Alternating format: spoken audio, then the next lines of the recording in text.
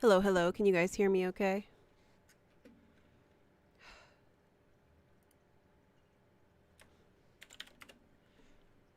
Guess I'll just pop up chats like normal.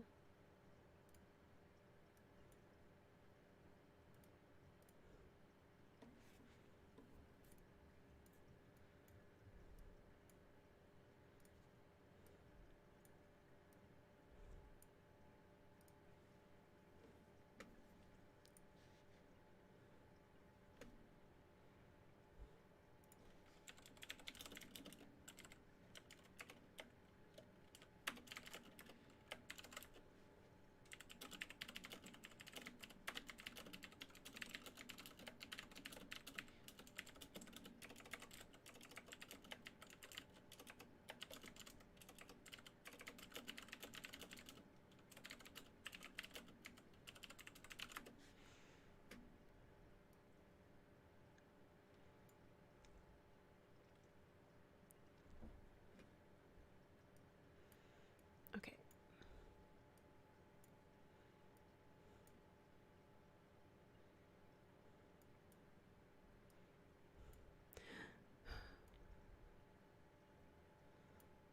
I want a new folder.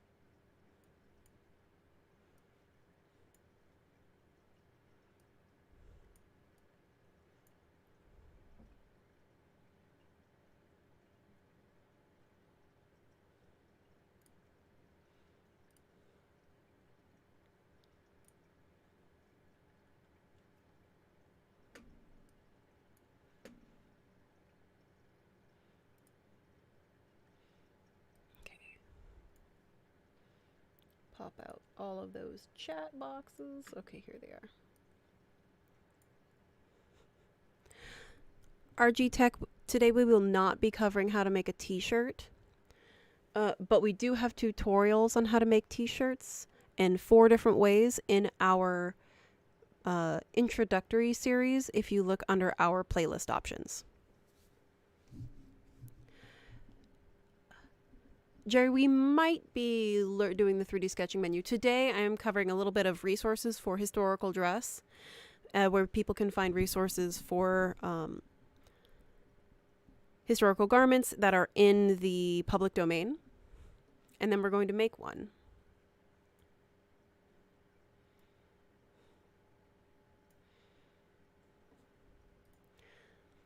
We are just waiting till 10 after so that people can kind of filter in.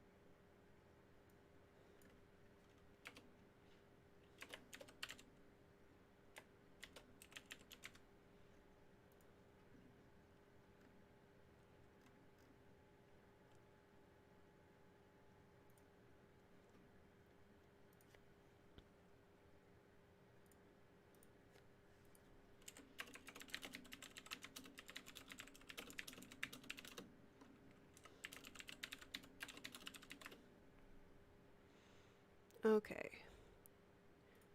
Let's see. Get up all my resources.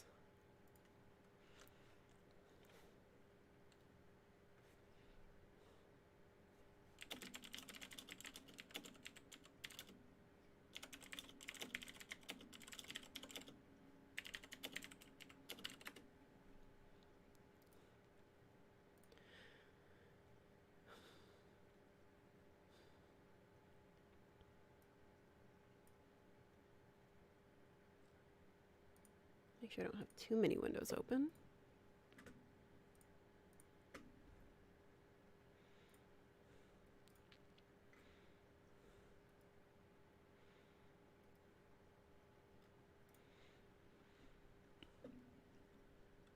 That's... Oh, wow. All right. Interesting. We're going to have some interesting things of... You can buy this or you can just look at it for free.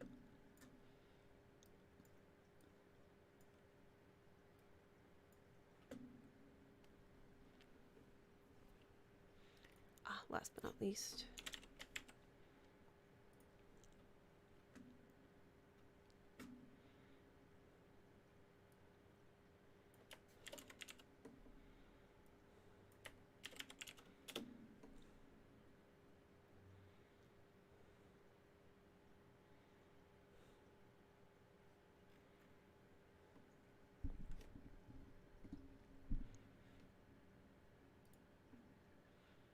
And you all can hear me okay, right?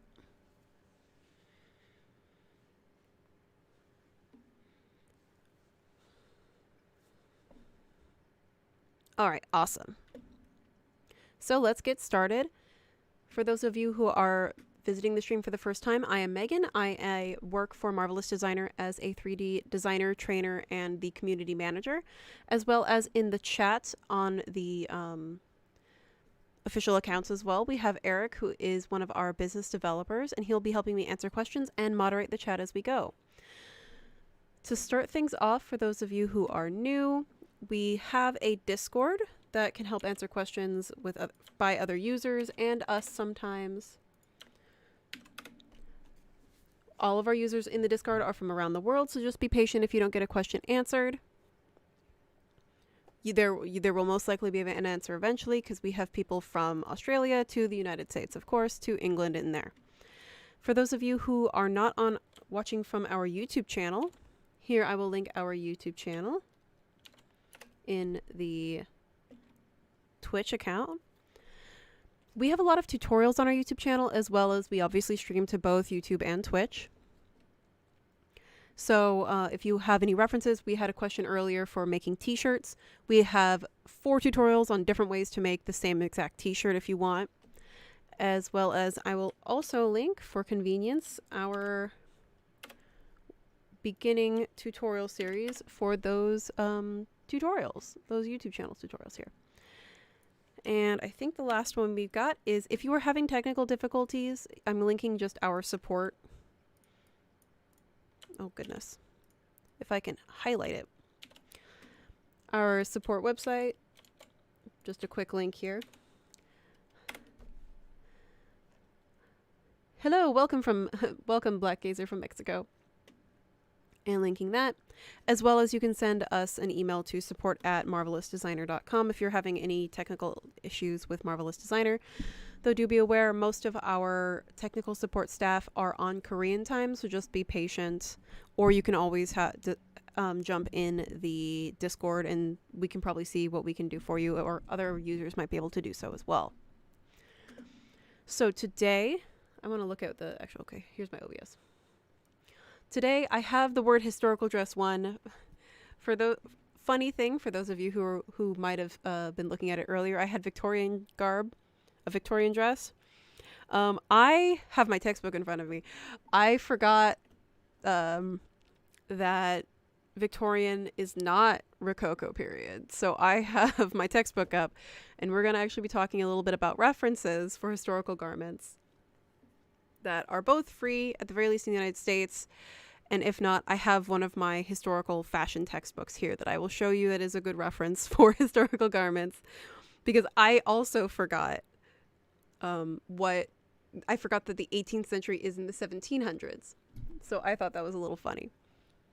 So before we actually get started into making the garment, I wanted to touch on finding valuable resources to make garments and valuable resources for images. If you wish to purchase a textbook, I've had this for years.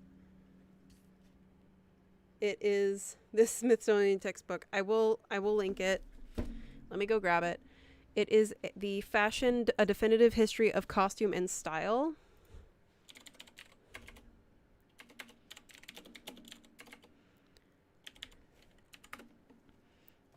And I am going to link it just from Amazon, just so you have a reference. You don't have to use Amazon. You can get it from Barnes & Noble, any bookstores really. This is the one that I've referenced during college. This is the one I've had actually since I was very, very young, funny enough. Let me pull this up.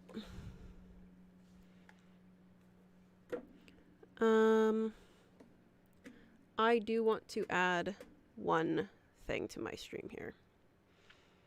Do I want to add it? No. I'm going to be this person in the tiny little corner. So you have, I don't know if you can even see it. Nope, you can't. It's worth a try. It has references from, I'm just going to go from the ancient world all the way to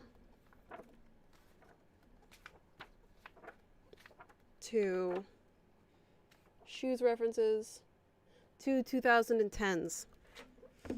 I have this book open in front of me because I'm making a Rococo dress today. I have other resources for Rococo that you can reference. I will be showing them on the screen. I just wanted you to know that this is a really good reference for making these garments and referencing them to have high details. These images are from the Smithsonian. So another resource is the Met Gala and the Smithsonian.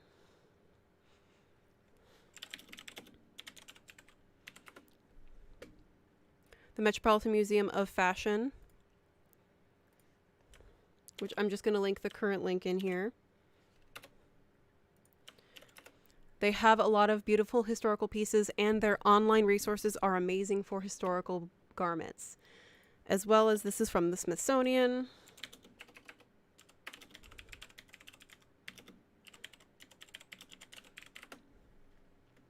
So let me grab.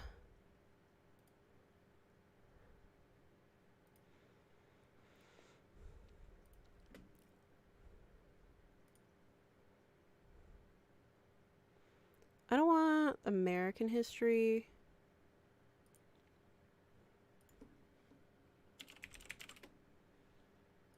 Let me just grab the Smithsonian link for you. These are all good references to actually look at garments. I've just typed in the word fashion. You don't have to. Again, it is still a good resource. There are specific exhibitions that you can look at.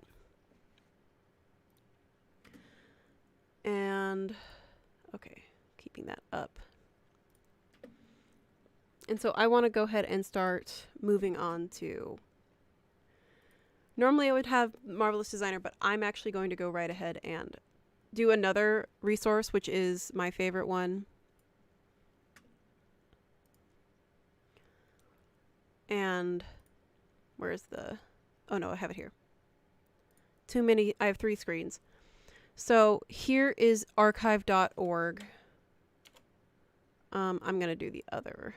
Where's my other archive.org? Okay. So for pattern references for historical garments, archive.org, all of these things are in the public domain. I'm going to type in tailoring. If I can spell tailoring.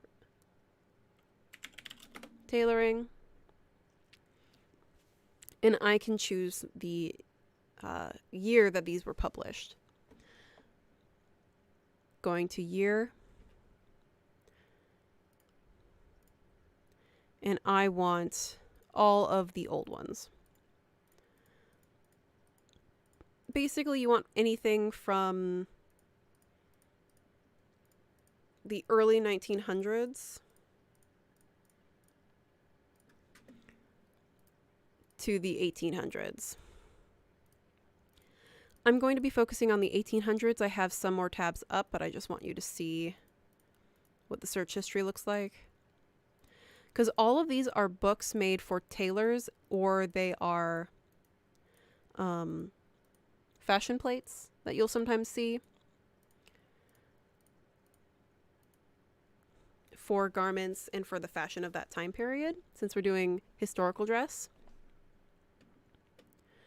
And I'm going to swap over to texts. I could also do images, but I don't want to. So you're going to look for these older ones. The Cutter's Guide, Vincent Systems Cutting for All Tailor-Made Garments. A lot of these are in the Library of Congress and things like this. These are all great references, as well as they will have patterns in them.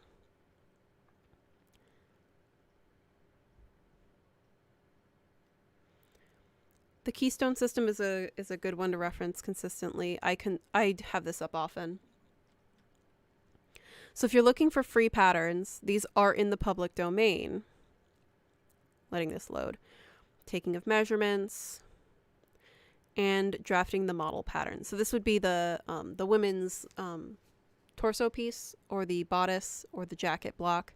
This is actually giving you instructions in English, which is really good. This piece is from 1891. Oops. So technically this one is Victorian fashion, because this one's from the 1800s to the early 1920s is the Victorian period. So you could actually use this, and I'm going to show you how to use these as references to make garments. But I'm also going to be showing you what the troubles that you might be encountering if you are to do this, just because the silhouette of the time is very different from the silhouette that we have on like our base avatars that come with Marvelous Designer. So you can take these and actually just download the image, and then you can resize it to fit your avatar if you need to.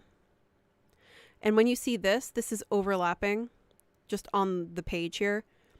If you see this, you are to make this one piece and then this another piece. They're just overlapping to show you that volume is going to be added at these pieces so that you're going to have more of a flare. So don't worry about those things, just for cutting. Seams and additions. This gray point, you're going to see this sometimes in these pieces or in these pattern books. This is indicating your seam allowance. Ignore that from Marvelous Designer. We are not going to be actually sewing fabric together, and we don't need a small amount to keep it from falling apart.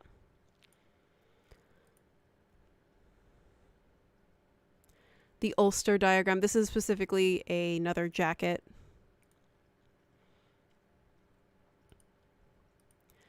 And so this is all how to make these specific pieces.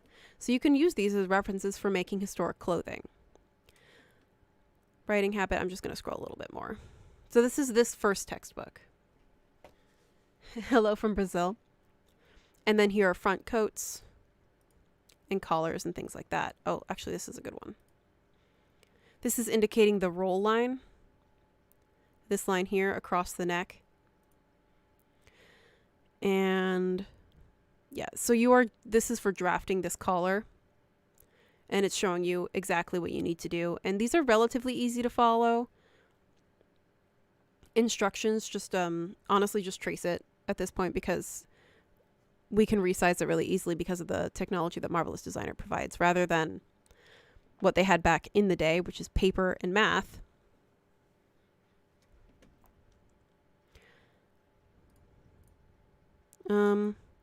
Yes, if you see these lines are indicating tucks or pleats. It should say in the textbook, but I did want to cover this for those of you who are not familiar with historical patterns, if you're going to use them as reference. Again, more tucks and pleats. These dotted lines are showing you the actual like shape of the silhouette or the cut line. So this line here goes with the sleeve, and this line here goes with the front and then the back. And kind of how to read them.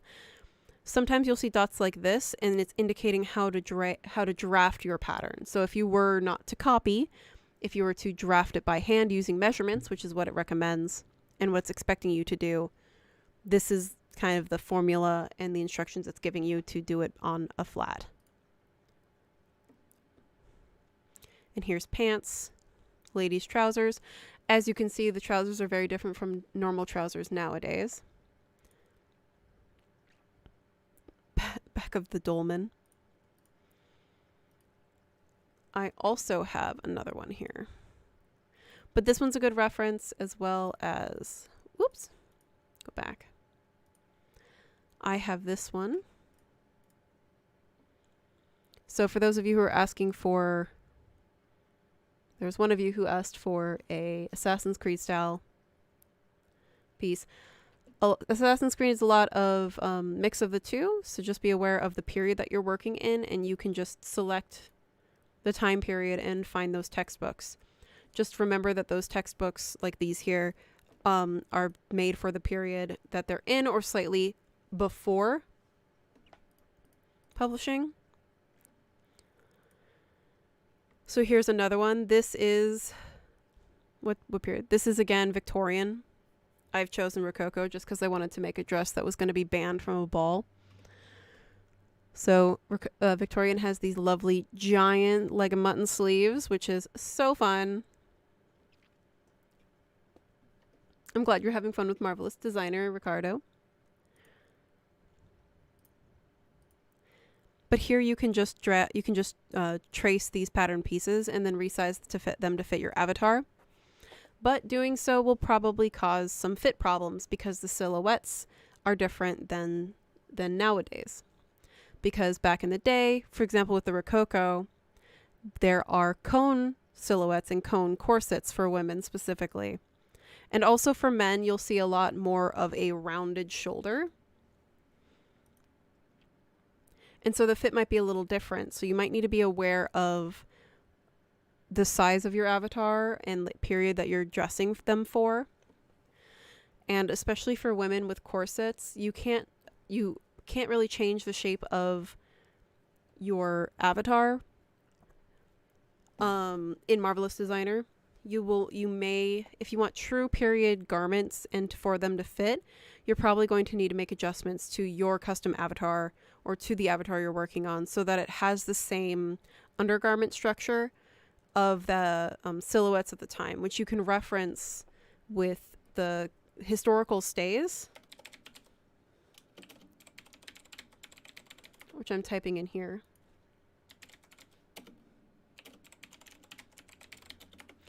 So stays or corsets were not actually really tight on the body. They were a form of underwear that gave the bust support and shaped the body for whatever the silhouette was for the time.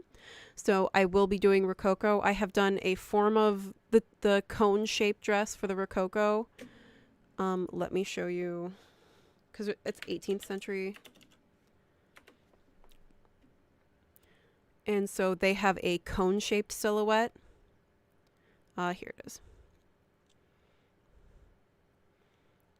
Whereas your avatar and the avatar I'm working on doesn't have the cone shaped silhouette. So I've had to cheat it. If you want a proper fit, I recommend editing your avatar to pretend that it has the silhouette underneath it for these historical garments if you are making them.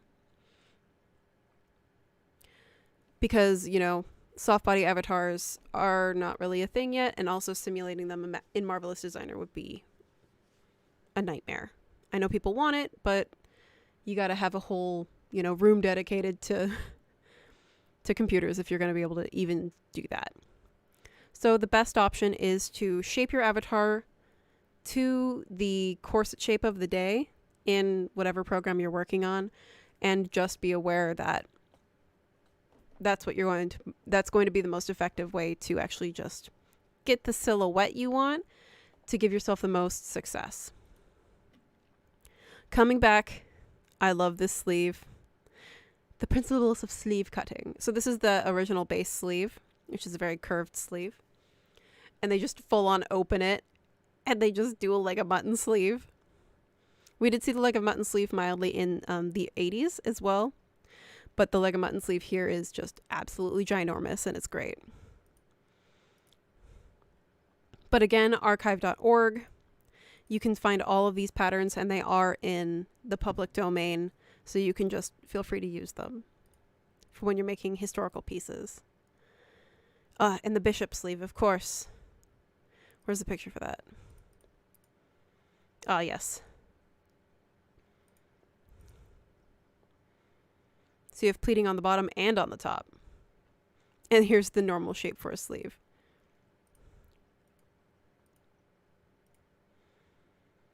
The melon sleeve, and things like that. So you can reference these for your historical garments and actually see what historical periods, like period garbs was. Though, again, this is for the higher fashion end, so be aware that these people would be more well off, and it's the marketing or tailoring for those specific fashionable pieces. If anyone else in your world that you're working on is like less rich, you're going to go for older, more simpler garments from earlier in the time period. But yeah, again, I'm just showing you these as reference. All of these patterns are available on archive.org. It is best to look for them under the tailoring tag, basically. Oh, keep doing that. Love cycling knickers.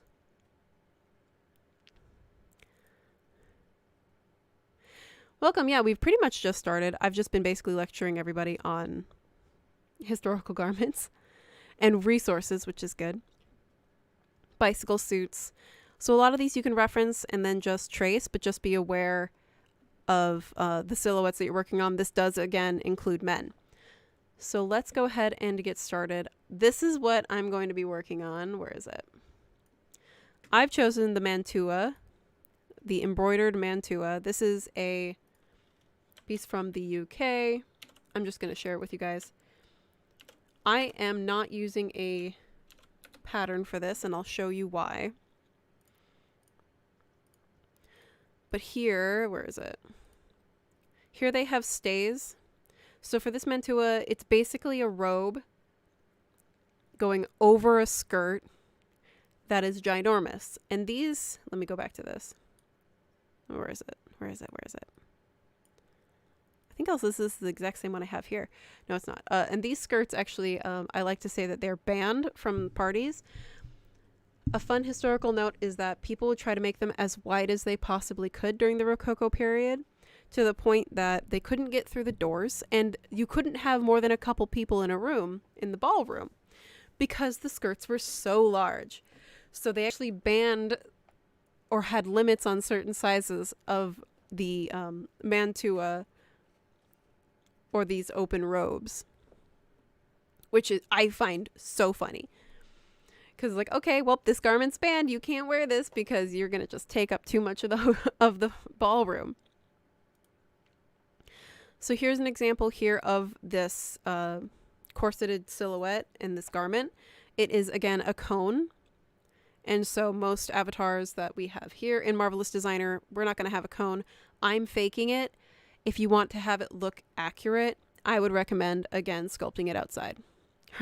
Actually, yes, historical social distancing. In fact, I'm going through, I think the Romance period, the largest petticoats are the funniest ones. I'm looking through here to see.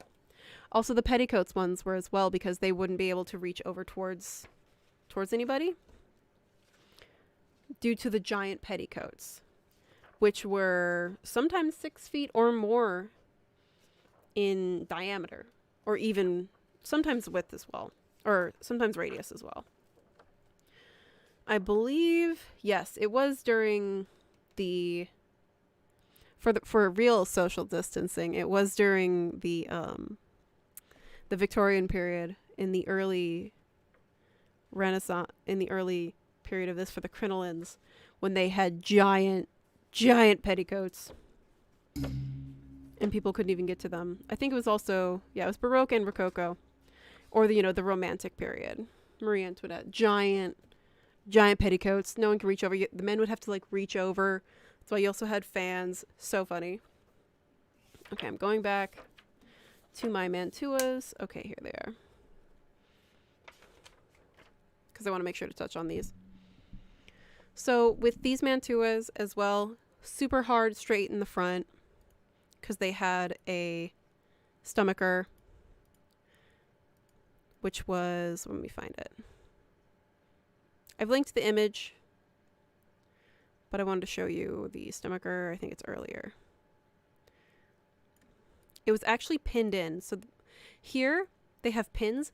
This whole front piece was actually just pinned in or sewn in, and they'd have to remove all the seams, which I find really interesting. They also had pockets, which you can see here is where the pocket is for the skirt, and quite large pockets. And I want you to see how simple yet crazy this is. This is the skirt, which I've pretty much made here. This is one piece in the center, and then they have extras added to the sides. So I'm just using this as reference. Where is it? So right here are the pockets. So in historical garments, women had pockets, especially in their dresses. Here it is. This is the pocket with the trim over it. And here they're putting it on the dress form. So this very wide skirt, we are going to make something similar to this. I'm going to just check. The one thing that's the most difficult thing that is going to be in Marvelous Designer is making the mantua, which is the bodice. Let's see if I can find one that zooms in. It is a cone shape. I have a pattern for one that is not successful in Marvelous Designer. So I'm going to show you a little cheat way to do it, which I believe someone asked about. What did they use the pockets for? They had things for the pockets. They had large fans. They had perfume. They didn't have phones, but we have them now. You would put your like wallets. Women did have wallets. You would put your money in those pockets. You put your fan, your powder puff if you needed one.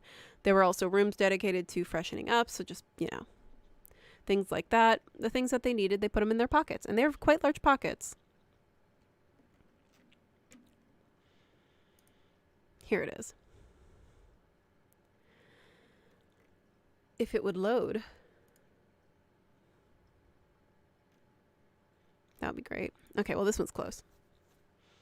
So this dress is a robe, basically. So it's just going to be the skirt and then a robe front. And by robe front, I say this because this is a mantua. It's a removable stomacher here.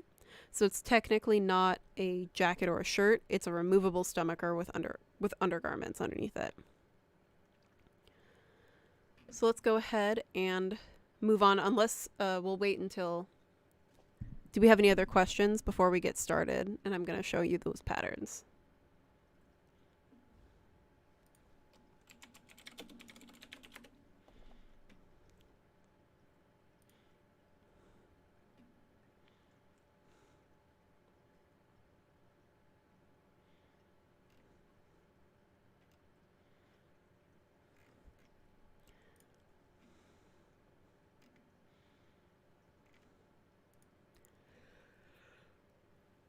And we're probably going to have to cheat it just a little bit, and that's okay too.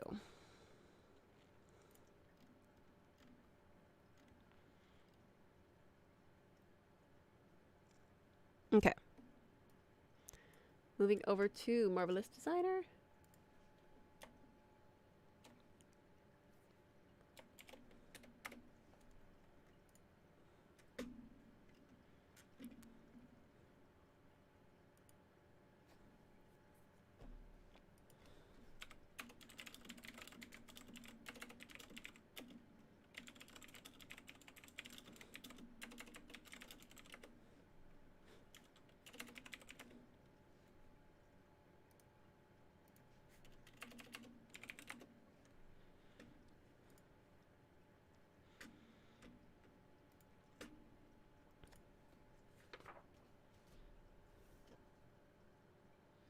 I'm trying to decide if I want to have a small sleeve or not.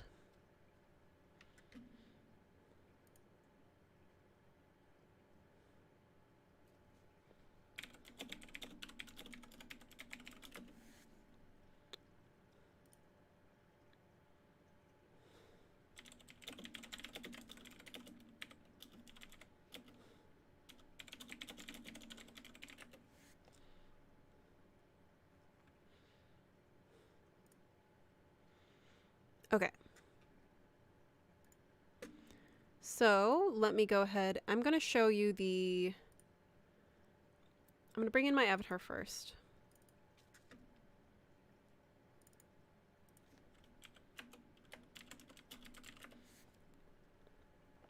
So I have my avatar and I'm going to import. I made a version of the undergarment. Let's see, is it under just garments by accident? Let me see. Open garment.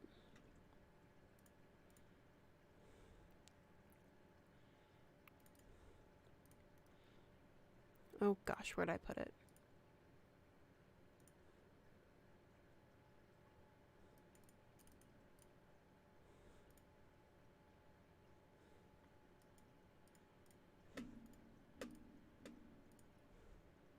Oh yeah, it's right here. Okay. File, open, project. 18th century stay.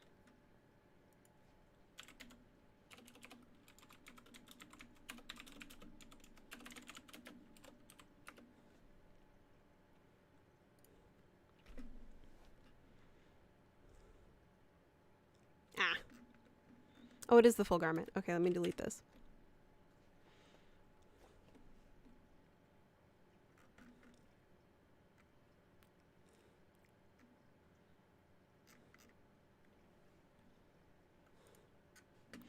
Okay, so I didn't edit this avatar, and I should have, but I wanted to show you an example of if you couldn't, what you could probably try.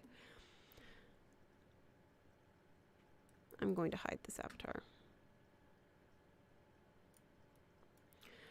The silhouette needs to be a cone.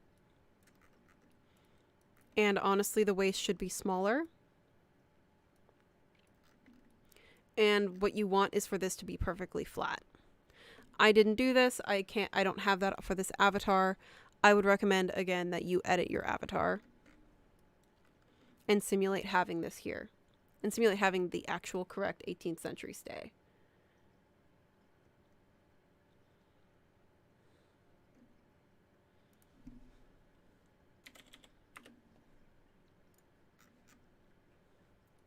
But this will do for now, for a not historically accurate but historically close enough tutorial.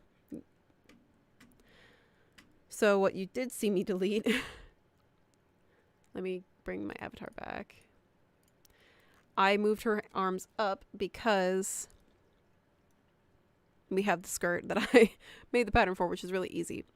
But before we do that, I do want to get into bringing in patterns and how to actually utilize those historical garments, if you can. So I'm right clicking and I've pinned this to her so it doesn't stretch too much.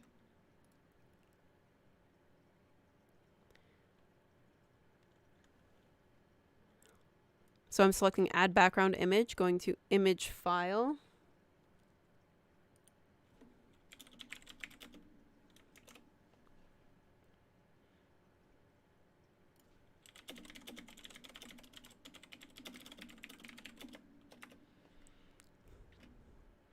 And I'm going to historical stream. Here is a basic mantua. Oh, I'm going to bring this in too, though. I'm going to bring in the first one.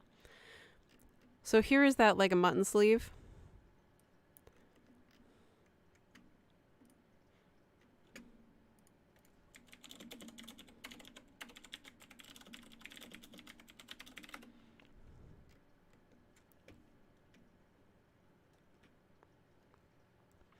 And I need to resize it, obviously. So if you want to utilize this, you need to change its size, which I have covered in previous tutorials before. I can change its scale in the scale option. So I can go to, let's do 200%. And we need to reduce the opacity so I can actually see it. Let's do 30 so I can see the silhouette of my avatar. Those red rectangles were stays that I was trying. Where did I put it? Oh, I can't see it yet. Those red rectangles are indicating internal lines. So those red rectangles aren't actually being used for anything right now. I was trying to do stays and it didn't really work out. Stays are like where boning is. So you can resize it so it fits. Clearly I need to make this even bigger. Checking my shoulder. Probably 400. Good. Not 4,000. Probably 400%. Okay. And there's my pattern again. Let me move this out of the way so you can see it. Those red rectangles, since I think for those of you who are new to Marvelous Designer, this is indicating that these are internal lines. So I'm just going to make one just so you can see. This is an internal line or an internal shape. That is why there is a red line there. I cannot take this internal line or shape outside of the pattern. So I was making stays. I deleted them. I just didn't delete the internal line. So if I wanted to trace this, specifically, I'm going to take the sleeve. There are two pieces to this sleeve, as you can see here. And there's a few little tucks as well, telling me that this gets tucked in. We're not making this pattern, but it's a pretty good example. I'm going to go ahead and just trace this. We're not going to use it because this is a different time period, but I'm going to show you how to actually bring in an image and trace it. I'm using the polygon and I am just tracing over this image. Holding control to make curve points. And I'm going to show you one other one that looks like it works, but almost doesn't. So I had to manipulate it for the mantua, which is the robe portion. And I'm just tracing this image.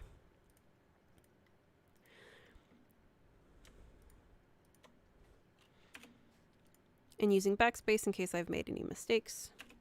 And then closing it. And then I can see here that I have a second piece that I need to trace, or a second half. It's probably on the fold.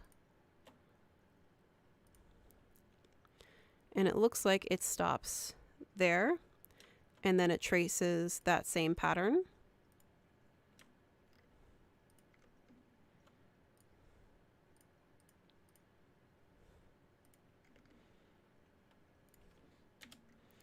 And what I need to do with this is I flip it horizontally. And I can sew it together. And I have the full pattern. Let me actually do the second one, which is even merge it. Which I right-clicked to merge. So this piece here is now the full sleeve. Which I'm just moving over here so you can see it.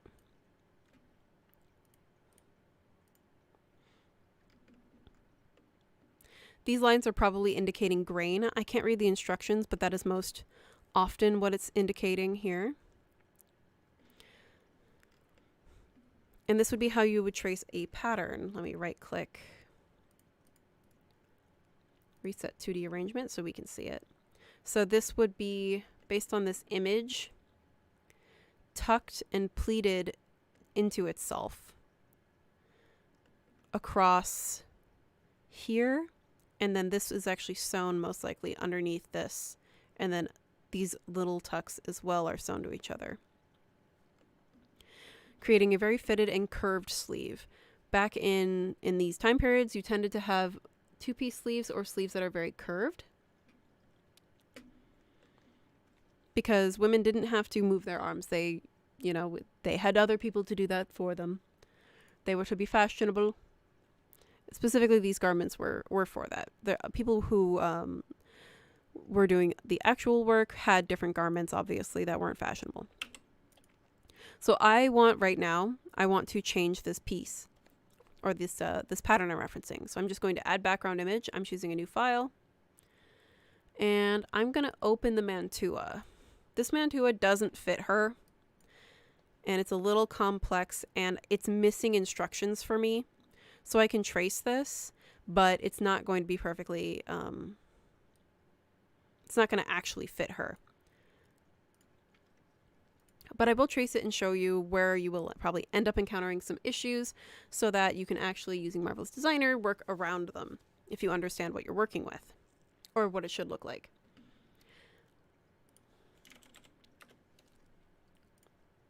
So again, I'm just going to trace this. This dot here says alternative cut line for closed front. So this is clearly a mantua piece. So I'm going to just follow this. This front is going to be closed. This would be a flip to open or draped piece, like a draped lapel. And you can see here that I would probably cut it here and then just leave the rest of this square. So I'm going to go ahead and do that. And then go across and then come back up to this waist skirt. Clicking the waist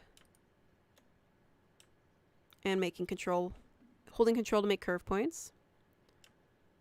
As always, letting go. Now in actual patterns, you need to have space for this dart, but with Marvelous Designer, I don't. So I'm going to go ahead and just cut the dart right out of this pattern piece. I don't need to accommodate the fabric because I don't need to worry about these simulation issues.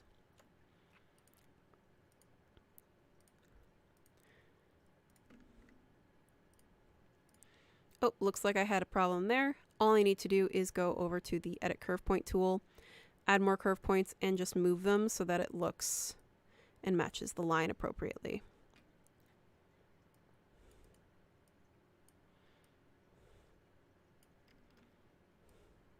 Come on.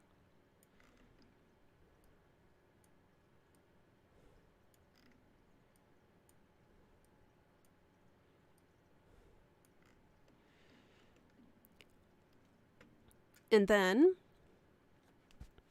to get this bodice to work, I'm seeing instructions here. I have some internal lines, and it looks like I have 1 and 2 pleats on here. So I'm going to have I'm going to have a flat front piece, and then it looks like 2 pleats in the front, just for the front panel. So to do that, I'm going to be using the internal polygon line tool, which is what you saw that has those red lines. And then I'm going to stop at the waist. And now a pleat may look like, in this case, it's one line. Here, because of Marvelous Designer, I do need to accommodate for my line folding. So I'm going to be adding a line myself, referencing this point up here, because this is telling me that this folds. So I'm just going to go ahead and follow these lines, remembering that this is a pleat. And I'm going to go ahead and finish this. I'm just tracing it. We're going to see the fit issue that's going to happen in a minute.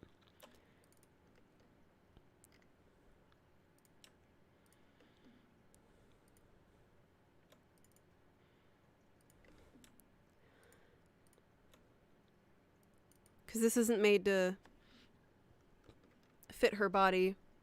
You fit the body to the garment back in the day.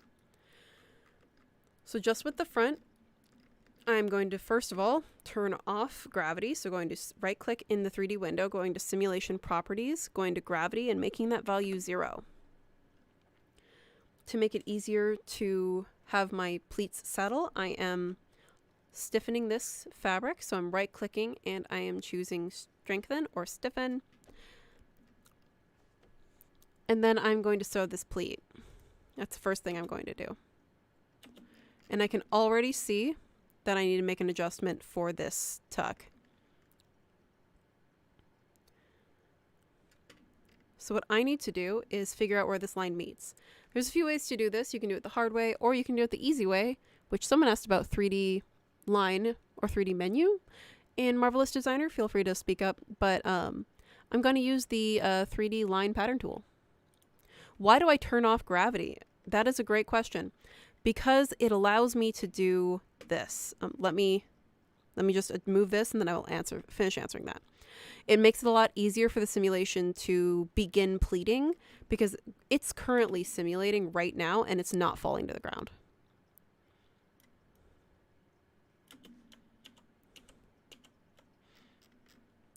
So I'm going to show you the other reason why I'm turning gravity off. But first I am using the Line 3D pattern tool for the garment, and I am just going to straight up draw on the garment and double click. This is showing me exactly where I need to make a change and move this line to. Or I can right click this and convert it to an internal shape. And I have my new line. Yeah, there's another reason, Paulina, why I am doing this, and it's really invaluable for pleating. So I'm going to go ahead and just go and move this there. But also, this gives me, now that I know that this is fitting, I can make an adjustment to my pattern.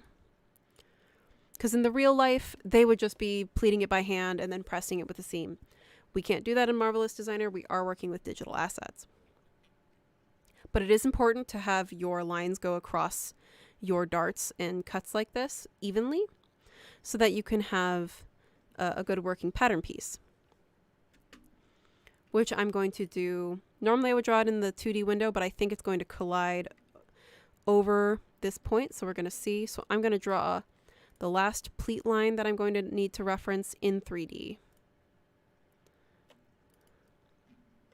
Oh, it went right past the point. That's fine. Convert to internal shape. Perfect. So I'm going to move. I don't think I need this anymore. Okay, I'm going to move this so we can see it a little bit easier. No. So I can see it a little bit easier. So the other reason why in the 3D window, why I turned off gravity for simulation is specifically for this purpose. Oh, I forgot. I need to remember which one is, okay, this one. Okay. Is I need to make this into pleats. So I'm selecting the pleat lines that are going to go back in space is how it helped me remember. These are going to go back towards the flipped normal, and then the pleats going over. So this one's going to go over and touch this one, is going to come towards the normal. So I'm going to select these and going to my fold angle and doing 360.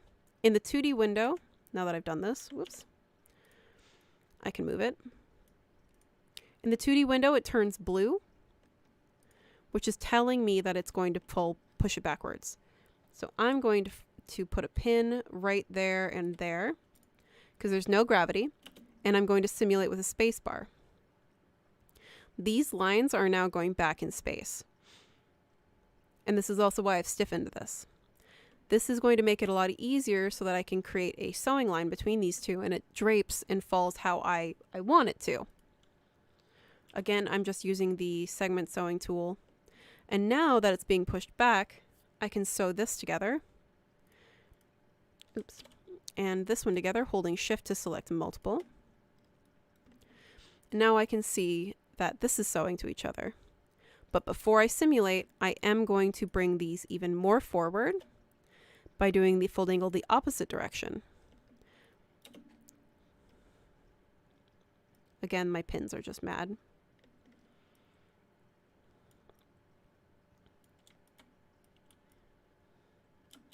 Turning off simulation and just adding another pin. You can see here the beginning of this outfit is coming into existence. So this is the shirt for the mantua. Let me unstrengthen this.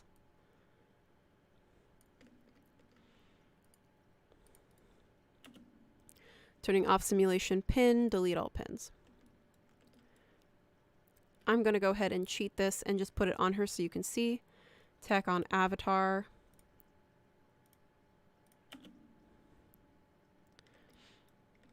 There is no gravity, so whatever momentum it's got, it's having. Let me put gravity back on just so we can see it for the example here.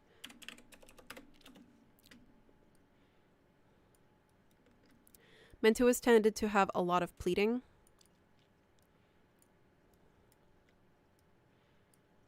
Because it's a robe.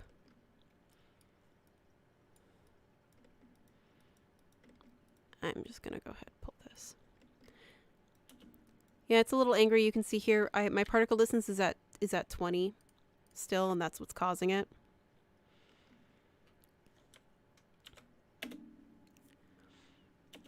This is relatively easy to fix, but I'm going to just kind of leave it as it is for now.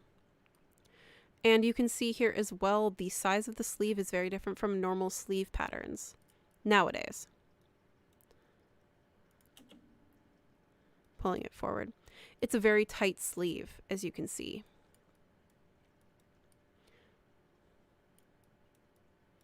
And this is a closed front, so this is a little bit different. That's why this line is here.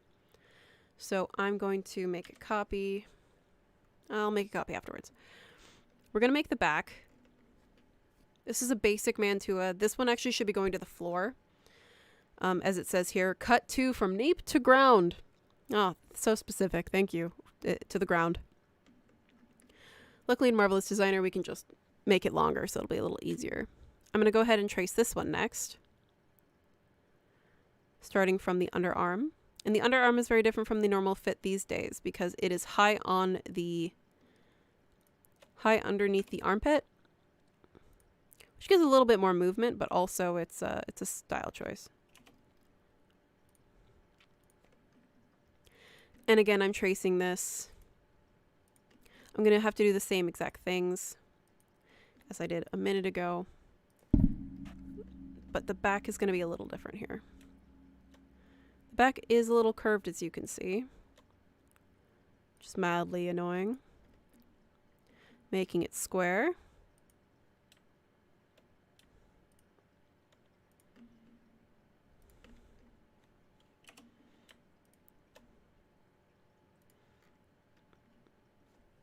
And closing the shape. So just doing the same thing with the internal polygon tool. You can see based on the direction of the arrows is that it's going towards the side seam again, so it's going the opposite direction of this one. Or of the front.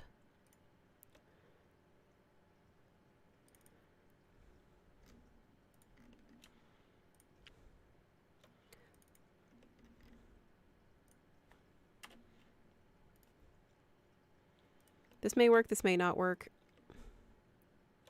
Because it is not meant to fit her, clearly. It is giving you instructions to do it via a specific measurement.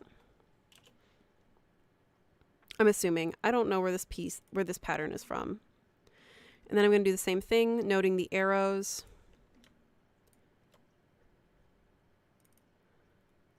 And the fold points.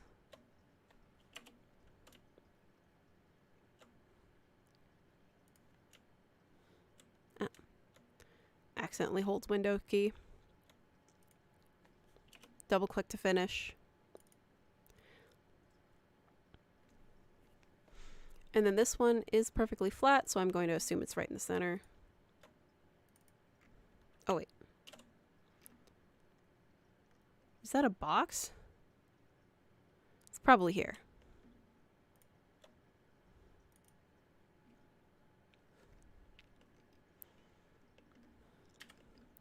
And here is the back of the pattern. So I'm going to do the exact same thing, making sure gravity's off because it helps with the simulation so that it can settle appropriately, and strengthen it for the best wind condition. Freeze. I'm probably going to do 10 particle distance this time so that we don't have to suffer what happened with the upper shoulder, because I'm going to have to fix that. And do the same thing, anything for the inside of the actual pleat. We're going to push backwards to 360 degrees. Anything in the front, we are bringing to 0.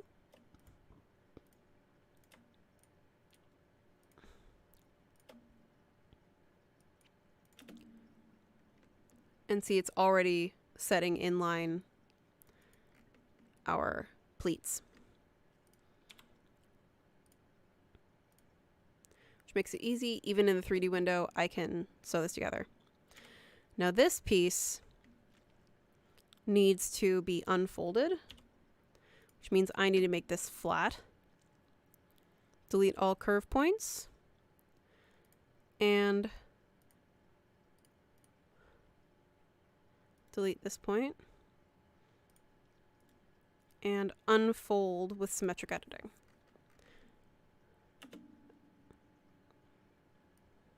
Did we get lucky? We did not. So it's starting, but I made a mistake and I let it slingshot. So to fix this, I'm just going to go ahead again, just freeze this. Using the edit sewing tool, selecting my sewing line where it's got the issue, and I'm going to deactivate sewing and deactivate sewing and simulate again so that it settles back into place.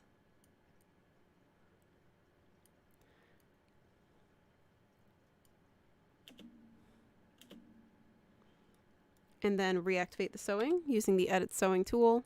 Again, holding shift to select them both and activate sewing.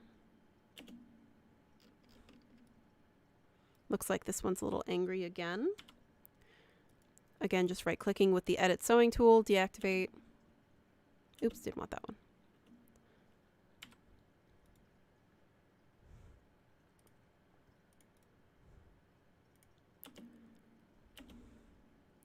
Because you can see it's coming out and colliding.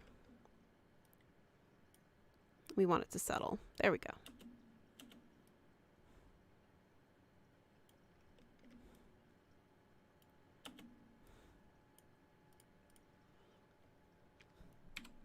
And then just reactivating them. Activate and activate.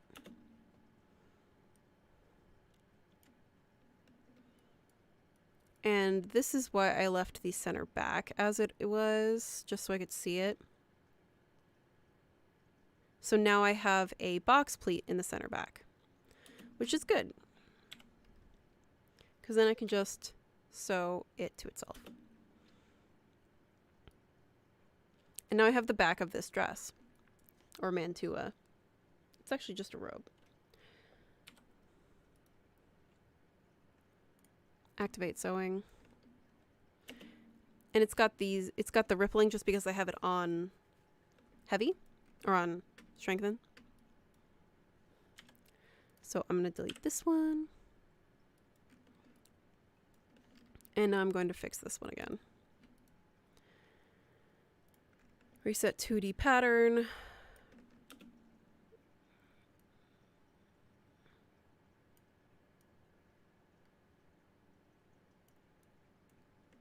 Holy cannoli. That was relatively lucky. I'm shocked that didn't cause any issues. Sort of. That's got issues. But what I am going to do is remove all of the pins or the tacks, because I'm actually going to remove this avatar. So as you saw, it's having some collision issues. This piece has simulation thickness added to it, or rendering thickness of 0.5, which is giving it closer to the cone shape that I was looking for. So because of those collision issues, I don't want that going on. It's a supportive structure underneath my avatar. Normally I would say you would be shaping your avatar's torso to fit the garment in a different program, or in the program that you've made your avatar in, so that you do have a skeleton. But what I'm going to do, and what I've already done, is I'm going to delete my avatar and this pattern and bring in add avatar. I should say open project. Add project. So I exported her as an OBJ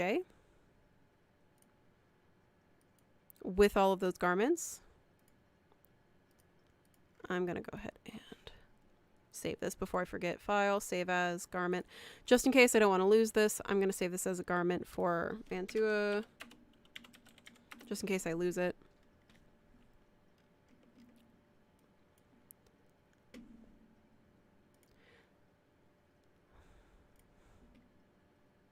Opening my project for my 18th century stay.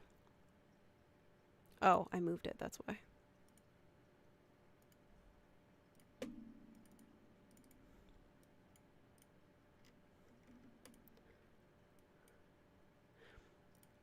Open or add project. I moved the images, but I didn't move the thing. So here's my 18th century stay. I believe this is it, or I think there's another one I made. Okay, no, this is the actual one as a garment. Let me find the one I made for as an avatar.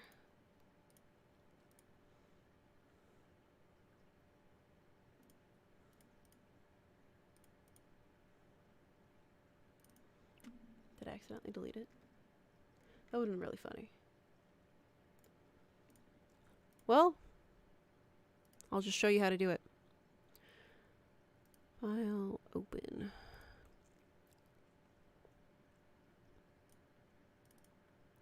I guess I deleted it. So we'll just make it again so you can see.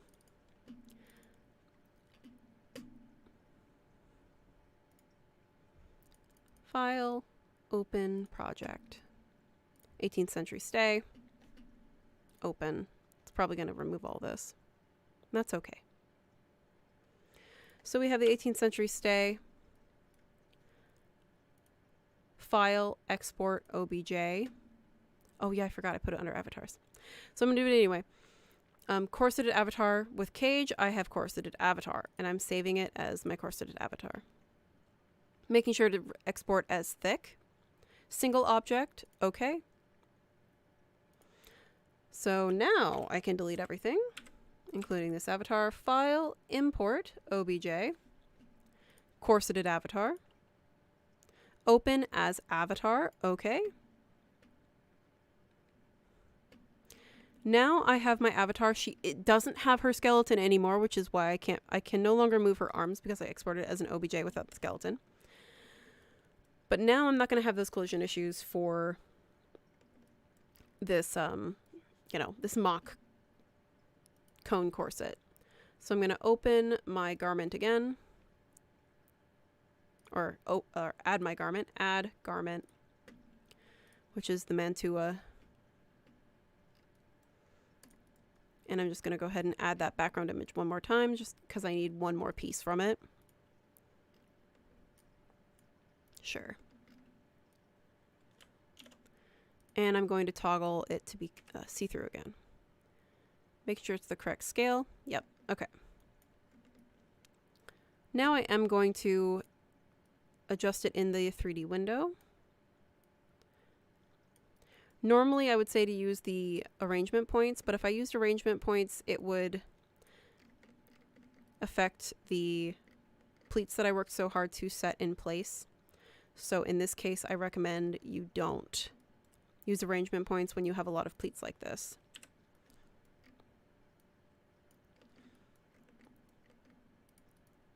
I'm going to freeze this so I don't need to worry about simulating it. And I'm going to fix this front piece real quick to 10.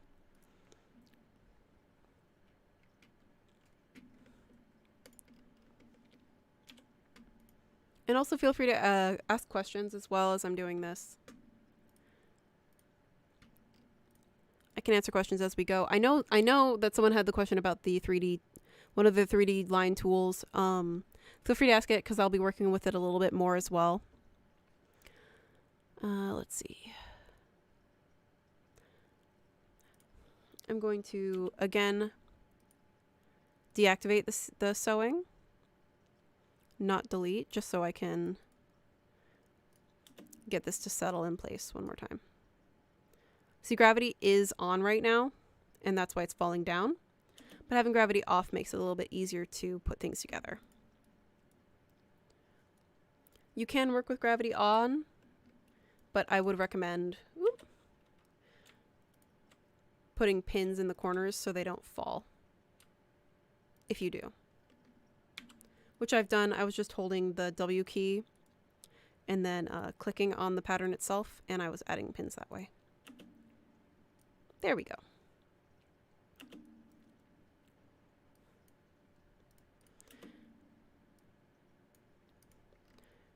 using normal simulation.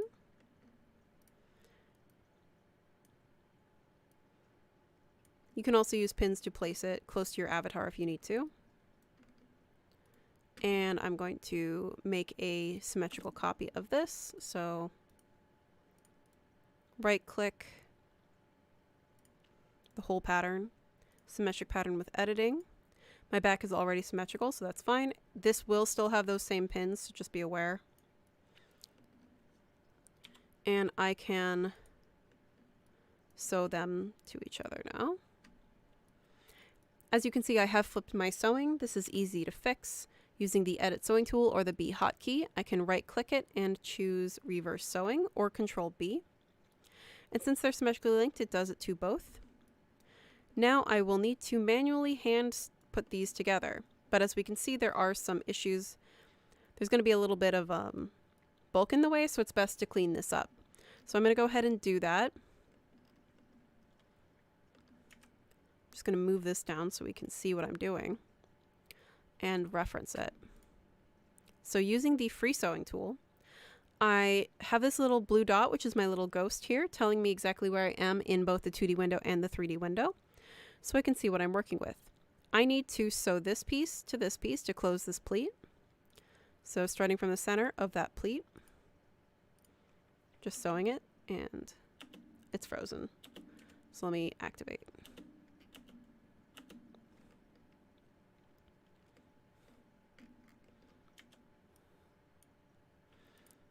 These, and I'm going to deactivate them just for an easier, faster simulation. Right click, unfreeze. Again, I am going to turn off gravity because this will make my life easier and it won't move as much, though I still will freeze it in place. Okay. So as you can see, it's sewn itself together, and then I need to sew this to the sleeve, to the other piece. So I can reference, so this is closer to this one.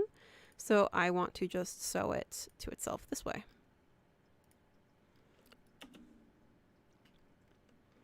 So now this is going to be in the front. And it's doing this to both sides. Though we can see here it is creating a curve.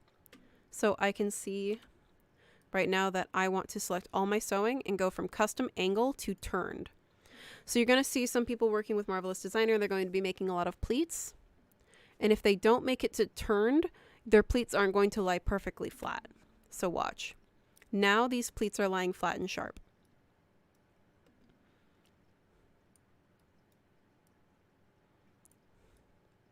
So now I need to do this with the rest of it. This is also telling me the direction of my pleat. So with the arrow going to the left on this back, it means that the meat of the dart is going towards the center back, except for this piece here, which created a box pleat, which is fine. So I'm going to do that with this piece, using the free sewing tool to reference where I'm working. So using the pleat line to create the full length, and then I'm just using this dot as my reference point because this is the exact 0 point for the sewing line. And then I can sew the pleat itself together. It's not going to be perfect because this is just a diagram that I'm referencing, not an actual tested and trued up pattern. There we go. And then I'm going to do the same thing to this box pleat. Again, the free sewing tool.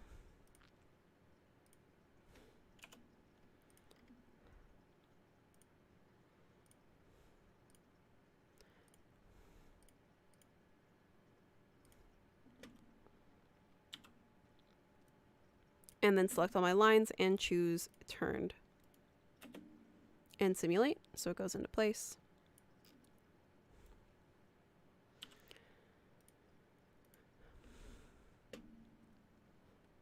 There's a bit of a tuck, so let's see what's going on.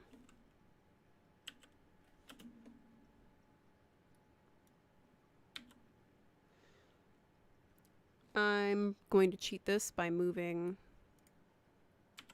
this to the center.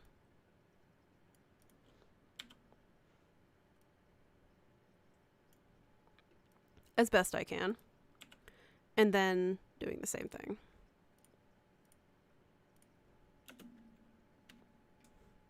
Just so it lays flat, or as flat as we can. Approximately enough.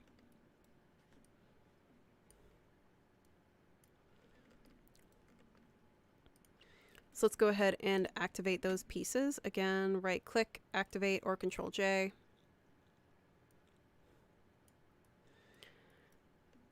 I need to do the same thing to the front pleats. The reason I'm doing this is so that I have a pretty stable simulation. If I didn't do this, they could lay flat if I was lucky, but it's best to have it be as clean as I can. Or another option is to add your pleats on the bottom at the end, which is the more efficient way to work in Marvelous Designer, because you can just weld your pieces to it. But I am just following the instructions and just showing you where you are going to encounter issues or collision issues if you are using historically accurate pattern pieces. Because in the real world, the reason that you are making these tucks and pleats is so that you can have the pleats at the bottom of the mantua or of this piece. This applies to normal dresses as well and normal garments. In this Rococo period, it was a case of the more fabric you used, the richer you were. The more opulent, the more money you had, and it was a case of showing off your wealth and a case of opulence. Welcome. And so I'm just going to do that really quick here. Again, checking my work. Okay, so I'm on this one.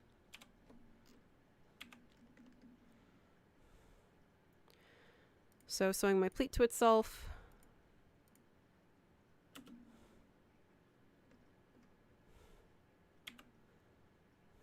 From the center out. Normally you want them to be the same length. I believe they are going towards the side seam, so that means that they're going to go this way.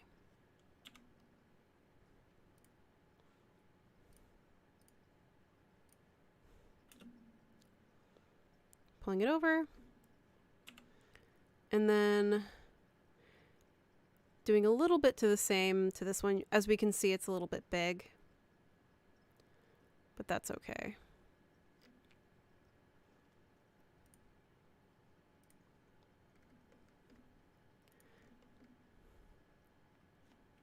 Where's my little reference line? I hid it from myself. There's my little blue dot. And simulate. And here we can see the overlapping of the excess. And again, making it not custom angle, making it turned. And this will then apply to both pieces, as you can see. And here is going to be, honestly, the hardest part, which is just sewing it to itself. The third piece is a, this is actually a structural component, which is a yoke, which is on most normal shirts. But we don't really need it here because no one's going to see it. So referencing my pattern pieces and my shoulders, or I can just do it in 3D, which makes life a lot easier. I'm just going to sew this first piece.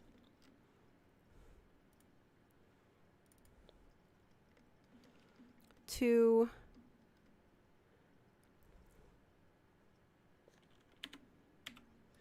where am I sewing? I'm sewing from the neckline in, so I'm doing this guy.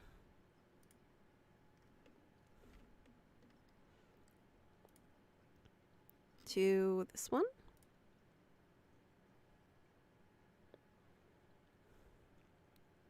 I'm not simulating it because I have pins, but I am going to complete this stitch. And I'm just sewing it carefully here because I am just referencing this historical piece. So again, I'm going from the shoulder out, or from the neck out. And then I'm going to take this and then go back here.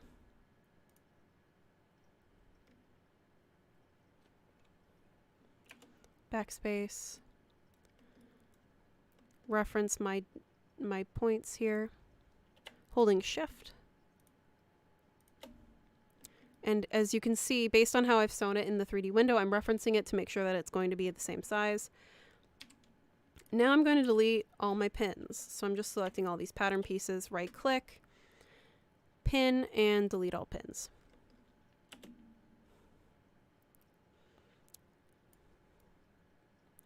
So now I have sewn pretty much this mantua to itself. We're nearly there. Let's see, is my simulation gravity is not on? Let's add gravity now. So that is the hardest part.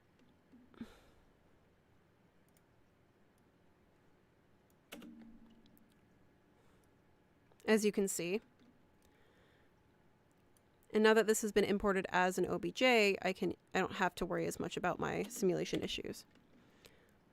I am going to see, this did say that it was a flat on the front. I want to see what that means. I think this is just going to touch center front.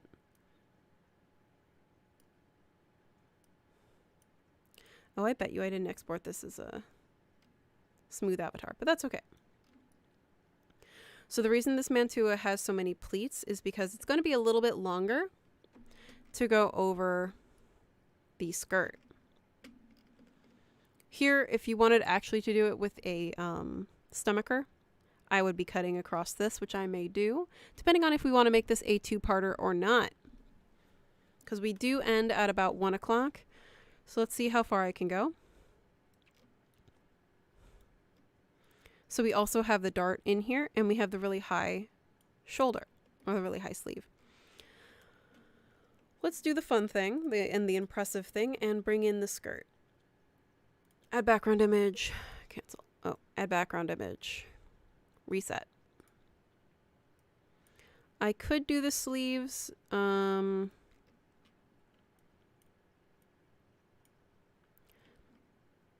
we are going to go ahead and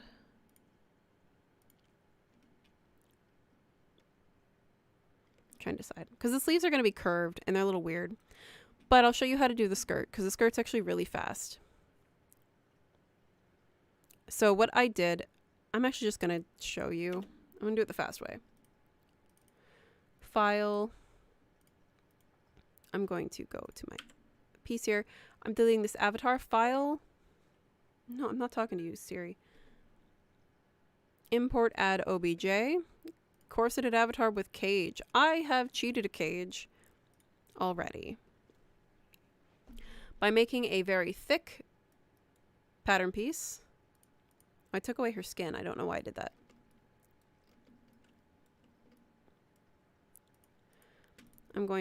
I definitely know I didn't make this thick enough. So I'm going to make this smooth avatar, smooth on. I took her skin away. I don't know why that happened. Simulate. And this is how the mantua would rest on this skirt. This piece here is just a 300 thick simulated pattern piece. That is just this simple piece here. But it's going to be very useful for the mantua.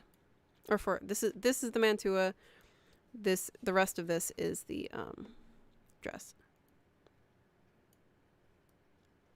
And that's why the waist is so high, so that it rests like this.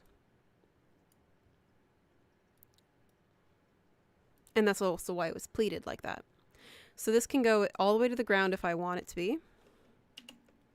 So just show you how easy that is to do.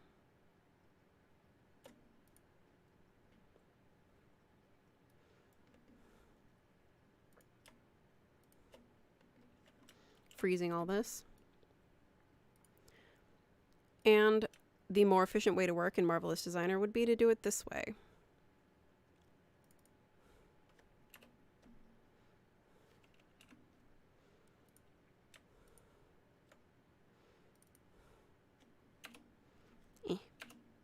Just gonna make this straight, please. Thank you. I'm just following my lines to make my waist.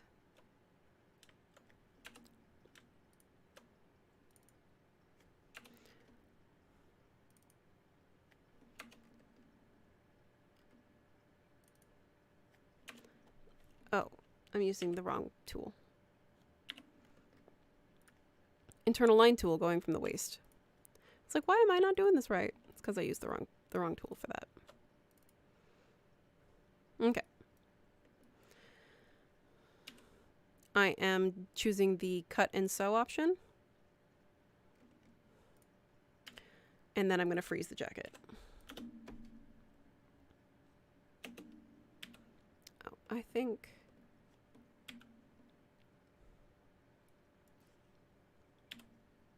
Let me edit the sewing because I lengthened it, so it's lengthening the actual sewing relationship.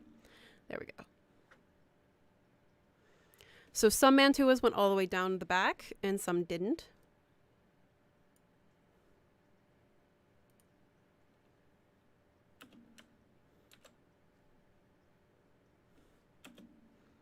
Let me turn off sim.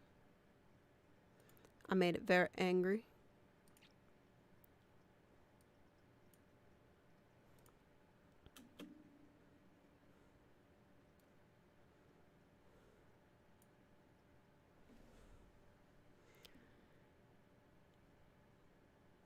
What I should have done was not simulate it, which is what I just did.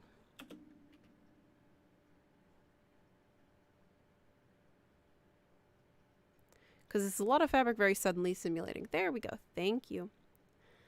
And then swap over my tool.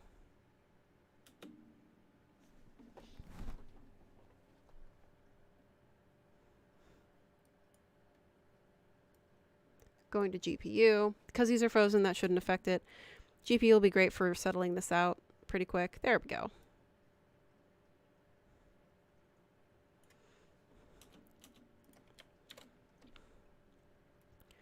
It's not as accurate, but it'll be useful for this. So she would potentially have a train depending on the mantua that you're working on and depending on how much fabric you want to show that you have money for. So now that it's pretty much settled, I'm going to go ahead and swap back over to normal or CPU simulation and simulate one more time. And it'll settle back down.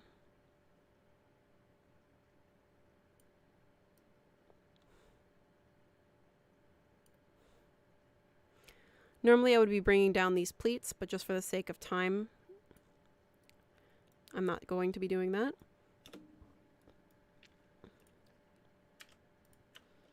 And then also freeze. Deactivate. And the really easy thing that we saw with the skirt is they normally had the crinoline underneath. So let's go ahead and make the skirt itself. This will probably be... We'll probably have a few parts to this one just because I'm going to be making different pieces, but I'm going to show you how fun and easy this is. Making sure that this is symmetrically linked. I'm now making the skirt. So right click, unfold with symmetric editing.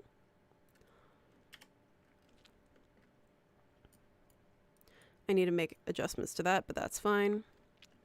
As long as we get the basic idea across. This is literally exactly what you think it's going to be. It's going to be tubes. So Control C, Control V for the back.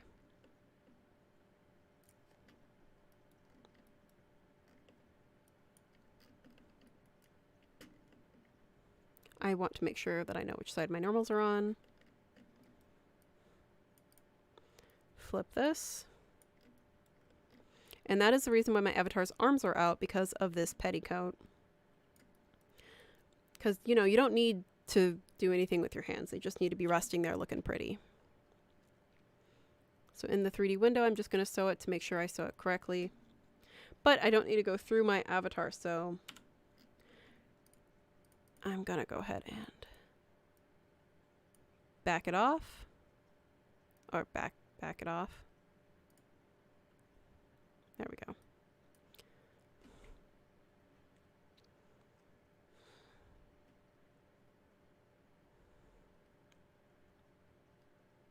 No.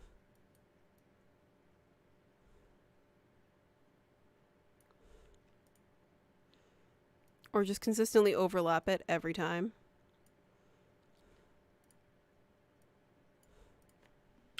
Fine. Because I can't figure it out. I'm going to freehand it the same way. But going from the end because I want to make it match.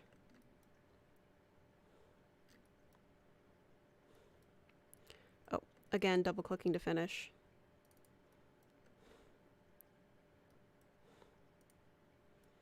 Oh, did not take. Try that again. In the 3D window, you need to double click. There it goes. To finish your sewing, just so you do it, just so you're confirming it.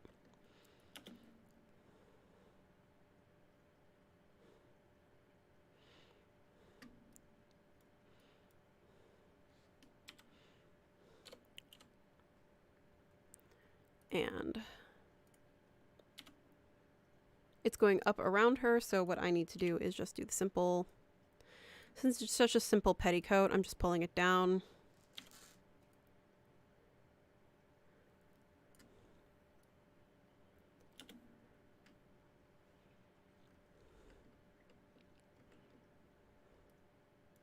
In the front.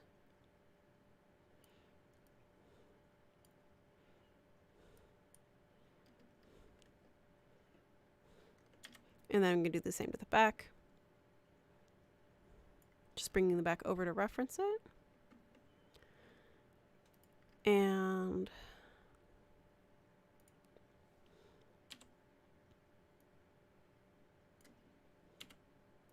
using the curve point tool, or the curve tool, there we go. So now, it's a little ways away. I need to true it up a little bit. But now it's laying flat. In fact, it should be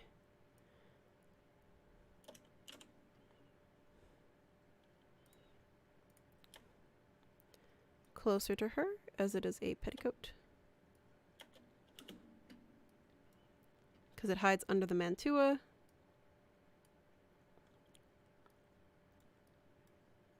Close enough.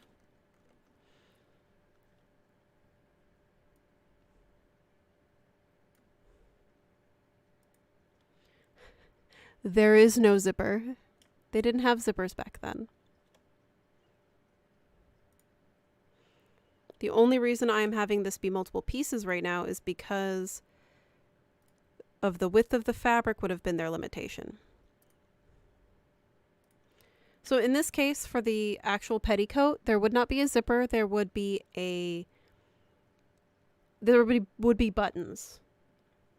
There'd be buttons in the back, right here, helping her get in, or it would just be, I can't remember the actual period. Actually, she would be sewn into it, actually. Historically, she would be sewn into it, and then whoever helps her get dressed, they didn't have snaps, but they would have buttons, and pins, so she would probably be pinned into this piece, historically.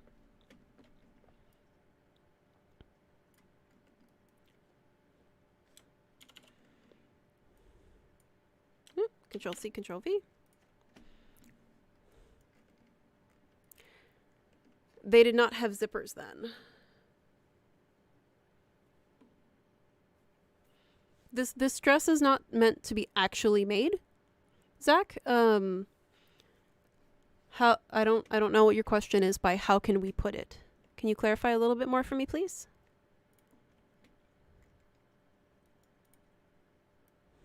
Oh, I didn't mean to do that one.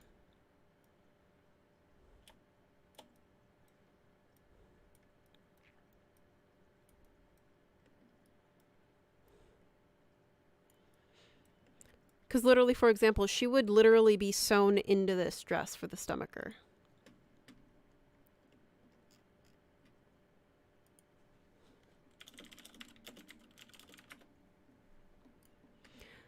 Zach, if you were asking about how to use the zipper tool in general, we will not be using the zipper tool, as most historical garments didn't have the zipper. In fact, I want to ask the internet when the zipper was invented. 1914, so if I did anything in the very late or end of the Victorian period, I would probably cover the zipper, but the original patent for the zipper wasn't made till 1914. This dress is in the Rococo period, and it was made during the 1700s.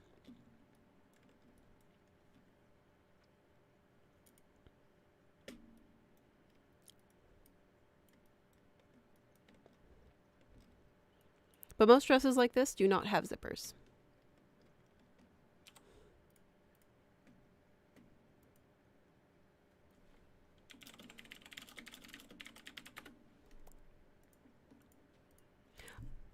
I'm not using it during this time as this is not the scope of this stream, but there are a few other tutorials and streams that I have used the zipper on that are freely available on YouTube.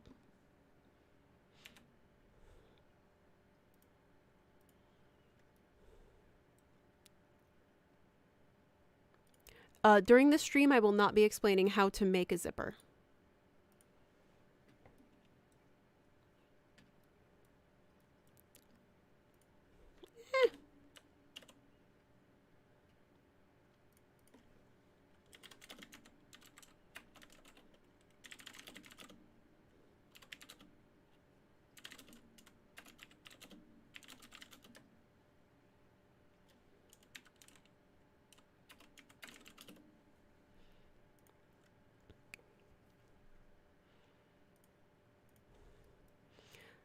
In the Rococo period, it's just the case of having as much fabric as you can, so she wouldn't even be cutting this fabric.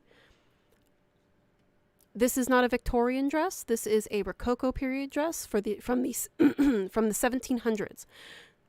The Victorian period was the oops, there we go. Let that figure itself out. The Victorian period is the late 1800s to the 1900s. Early 1900s.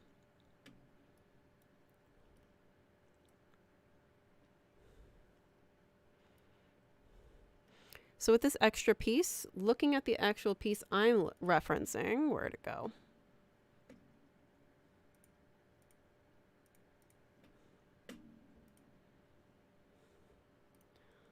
Some straight up cut it, it looks like, though some do a tuck. Just for the sake of the stream, I guess I'll just make this a curved edge.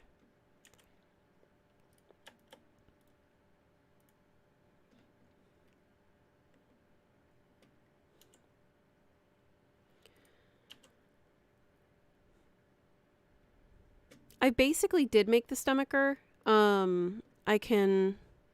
It's just a rectangular piece. I can probably make it because this pattern I picked here is a closed front, as you can see. But this is pretty much the stomacher. I would just need to make this straight. If I did make a stomacher, I would probably make it as an OBJ and then import it as a rigid object.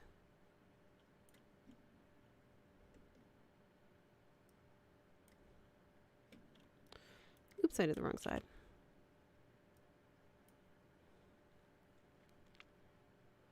Yeah, so that's the last piece that you put on, is you do the stomacher at the very end. It's either pinned, realistically, it's either pinned or sewn historically. So in Marvelous Designer, you could do it a few different ways.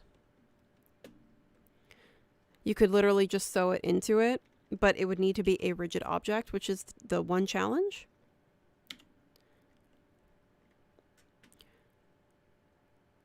And I'm going to need to adjust the shape of this. But for the sake of the stream, I'm going to activate the shirt, or the mantua.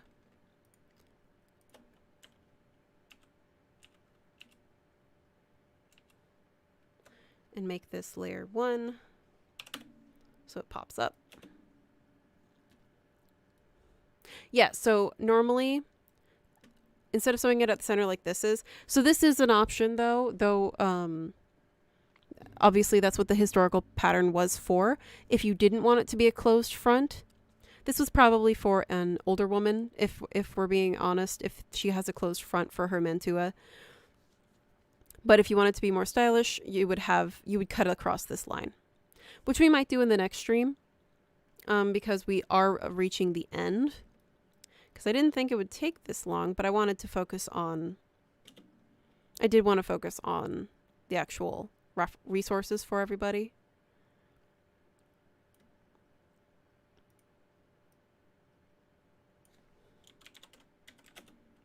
We'll let that fall and simulate.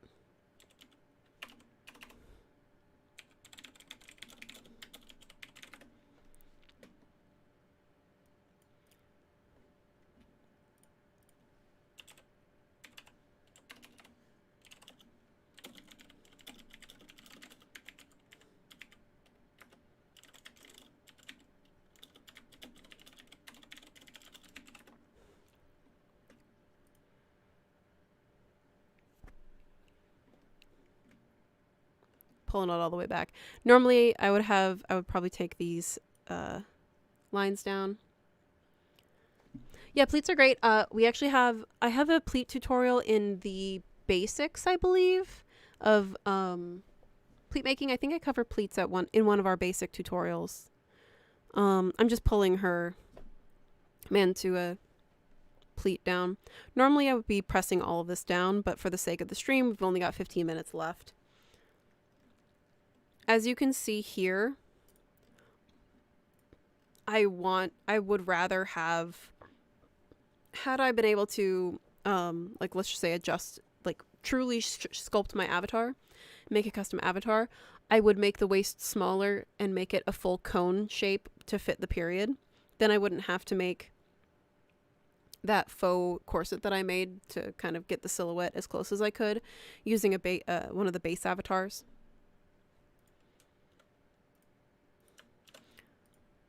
But for now, I am just working with the base avatars available in Marvelous Designer. But as you can see here, in real life, pleats are fine and tucks are fine. But sometimes in Marvelous Designer, having too much volume colliding with everything else can cause some simulation issues. So just be aware of that. As well as with Marvelous Designer, you can pretty much cheat everything. So what I would recommend is another method is to draw on your avatar. Understanding what you're looking for in the shape, you can just draw this on the avatar itself. If you have the cone shape silhouette of your avatar, like you've made it, you know that it's going to be a cone corset, you can just draw what it's going to look like and then add your seam lines and then just add the pleats down here and sew it into place. Because then you can just weld it when you export it and it's fine.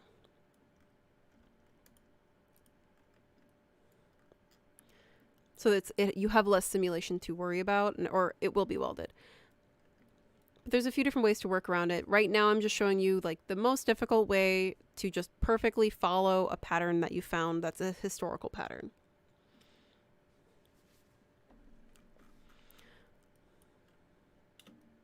There we go. Yeah, some go to the floor with these mantuas. I'm going to show you what a mantua is because I know we have some people that are here that are new. Here's actually a good example. Where's my actual one that I liked? Yeah. Here's an example, well, that's simulating, of a back of a mantua of this dress.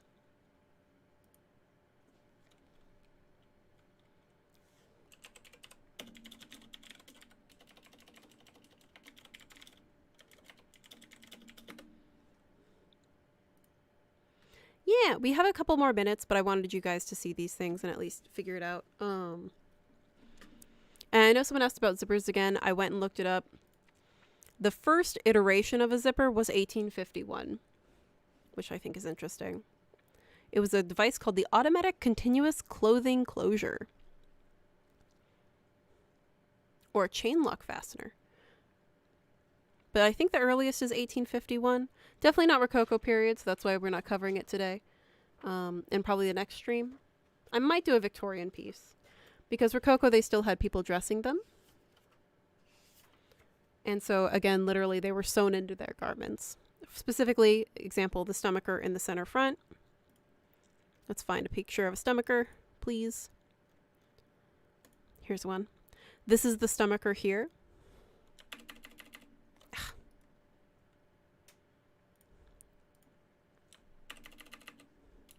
So they were literally, like, I will try to do a stomacher maybe the next stream. They were literally sewn or pinned in to the piece. So these buttons entirely superfluous.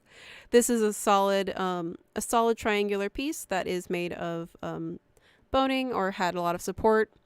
This is just a stay, just to keep its shape, because this cone shape was the fashion of the time. And this piece is a little bit different. As you can see, it's in the center front. And this mantua goes all the way down across over the dress, rather than the one that I've just made, which has the shorter top, the shorter robe front. We're going into sack back dresses now, which I don't want. Same period, wrong style. As you can see here, there's a few different versions. This one is sliced off, though sometimes they do go all the way down to the floor.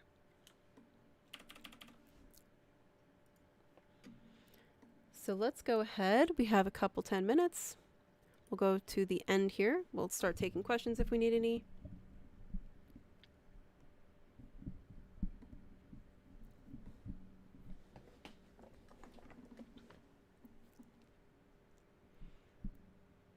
And I'm going to start sharing the resources one more time. Oop. There's my little cheat sheet. And I need to see the stream. Okay.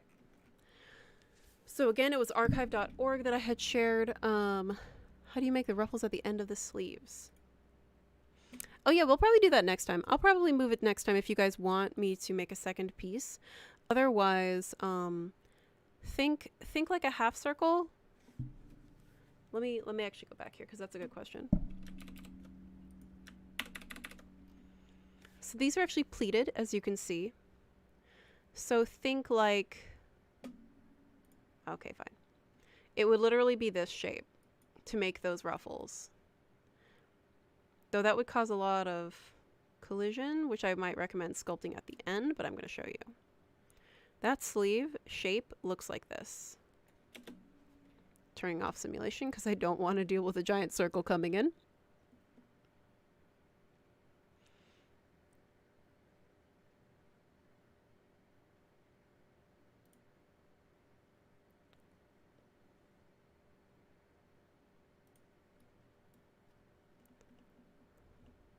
Okay. So this sleeve shape, looking at it, toggling back to this image. So it's got the little scallop, so it looks really cute. But the base shape to get this, no simulation. The base shape to get this is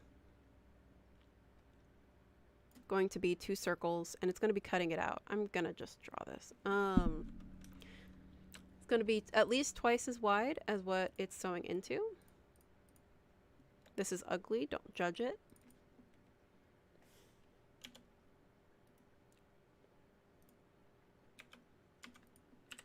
I'm just doing this for demonstration purposes. I'm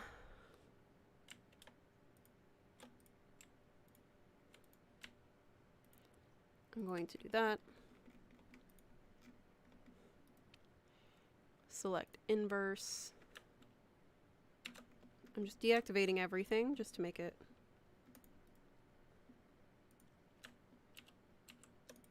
a little bit faster. And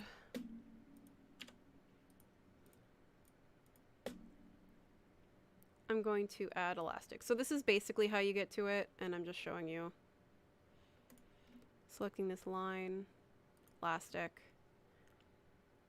making the ratio pretty low.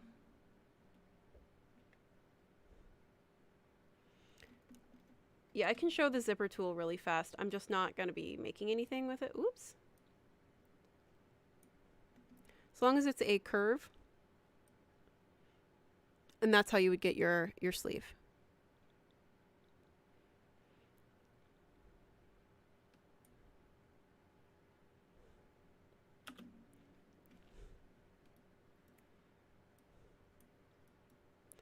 So just for the sake of someone, Zach really wanted to know about zippers. They're not in this period, but for the sake of zippers, we're going to put a zipper in here.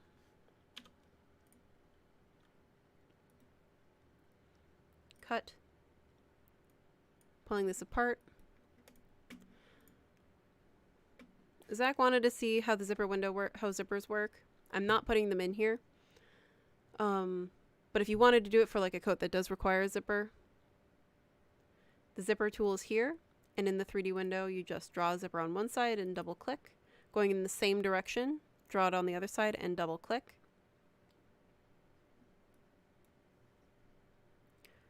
Let that settle and simulate. And I removed my pins.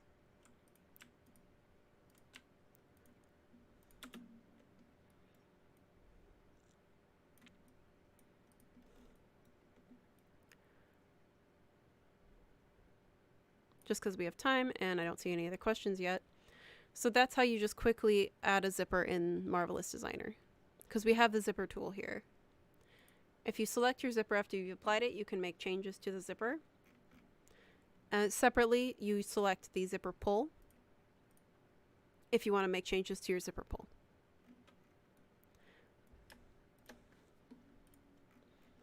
But yeah, there you go. That is how you would use the zipper, but you would not use it on this garment.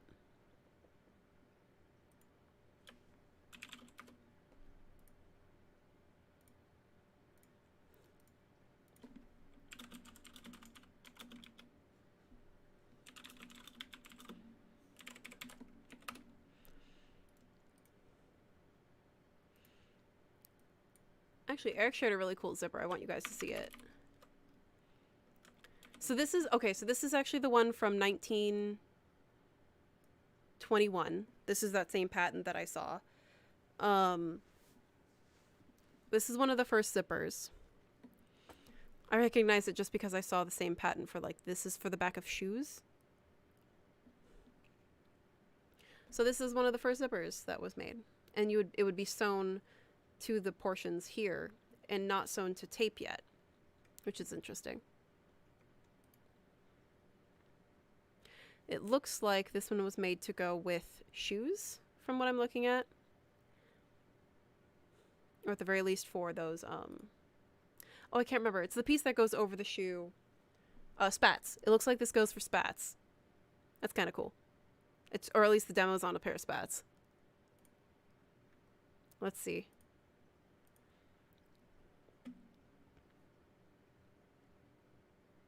That is terrifying. This is another one from 1893. We're just having a history class now. From 1893. Look, it is just hand sewn onto whatever tape it would be. There's the zipper pull, and this is how the teeth function. But they're just wire compared to the ones that we have now. I'm going to say this now. We do not have textures specifically available for these historical pieces. We are just tending to look at them for now. But these are pretty neat. These are some of the first zippers. Again, this is 1893. The other one that we were looking at was 1921, I think, whenever I said that was. But yeah, zippers weren't invented until the the mid-Victorian period. I think it's like till the Victorian age, because that was when we had the sportswear started becoming normal apparel wear instead of just for sports. And also we needed less opulence, and men needed these specifically for their shoes, and women needed to start getting dressed themselves, because this also was during the Revolution. But yes, well, that was our little historical tangent there. Going back to the thank you. I'm going to go ahead and share the links one more time to the Discord, which does have the archive.org in our references resource channel. And for those of you who are not on our YouTube channel, just linking our YouTube, because we do have other tutorials which do include how to use the zipper tool, how to make pleats just alone, and covering the different types of pleats. We have basic tutorials going from making your own t-shirts, which someone requested at the very beginning, which you can follow along more so than just me doing a stream or a demo like this, which you can follow along there and make yourself, and you have a bunch of different options and different methods to do so, including a free pattern that we do provide for you for using the trace tool, which I did use today for the mantua for the mantua top. And I will link the beginning tutorial list one more time.